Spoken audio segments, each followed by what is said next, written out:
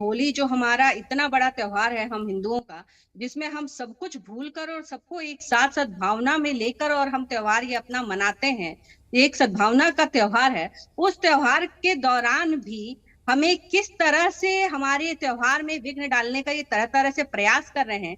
कहीं आपको सुनने में मिल रहा होगा कि शाहजहांपुर में काली नीली पीली प्लास्टिक लगाकर और ये रोकने का अपनी अपनी मस्जिदों को अपनी दरगाह को ढकने का काम कर रहे हैं। कहीं ये कह रहे हैं कि होली हम जब हम सुबह मनाएंगे हिंदू, उसी समय हम जाएंगे अपना नमाज पढ़ेंगे। कहीं ये कुछ कह रहे हैं, कहीं कुछ कह रहे हैं। तो मुझे ये ऑब्जेक्शन ये बार बार रहता है कि क्यों जब भी कोई हिंदुओं का त्योहार आता है, मैं ये पूछना चाहती हूँ कि कभी भी कोई हिंदुओं का त्योहार जब भी आता है तो ये सुरक्षा व्यवस्था क्यों लगानी पड़ती है? आखिर हमें खतरा किन लोगों से है और ये जी। खतरा बार बार हिंदुओं को क्यों होता है, क्यों उठाना पड़ता है? और अगर इतनी ही दिक्कत हम हिंदुओं से है तो जब यही बात नहीं, है, ये देखिए बांटने वाला बयान जनप्रतिनिधि नहीं होने हुआ। का कदापि ये मतलब नहीं है कि मुझे अपने धर्म को बचाने का अधिकार नहीं है। ये नहीं, हमने ये नहीं कहा कि आपको अधिकार नहीं। हमने ये कहा अगर आपको दिक्कत है तो, अगर आपको दिक्कत है तो हम एक तरफ आपके लिविंग बनाने को तैयार है, आप वहां आ जाए। आप मुझे क्या आप गारंटी ले सकते हैं क्या इस बात की कि जो हमें फल सब्जी पनीर दूध इन सब चीजों में जो थूक के अभी कुछ दिन पहले आप ही की मीडिया ने चलाया था कि पेशाब डाल के जूस में पिलाते हैं,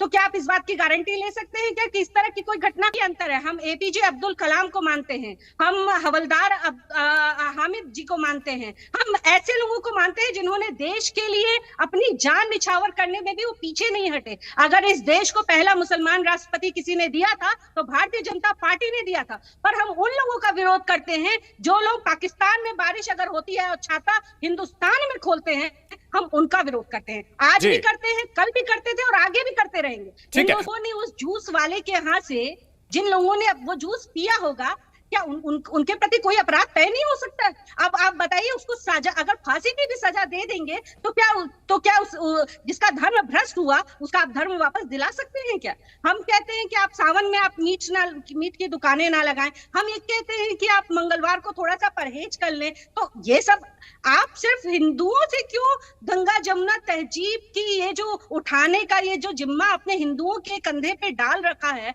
हजारों वर्षों से जो हम झेले जा रहे हैं, इसको कब बंद होगा? क्यों नहीं सारे कौम एक साथ मिलकर और इसका प्रयास करते हैं? सिर्फ हिंदू ही क्यों?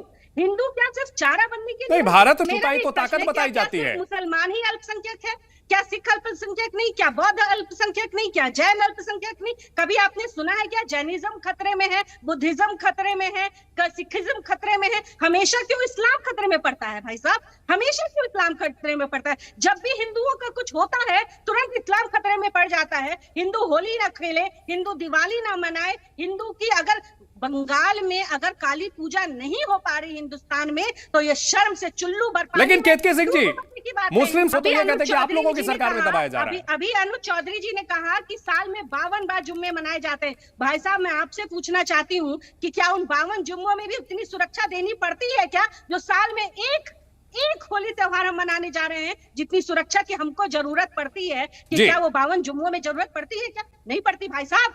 जितनी काली पूजा जब लगती है बंगाल में और जिस तरह का उपद्रव और नंगा नाच हुआ बंगाल में, आप मुझे बता सकते हैं उन हिंदुओं के साथ क्या न्याय और इंसाफ हुआ है? अगर आज हिंदू नहीं चेता, अगर आज हम इकट्ठा नहीं हुए, अगर आज हमने अपनी बात नहीं कही भाई साहब, तो जीवन में कभी कहने का हमें दोबारा नहीं मौका मिलेगा।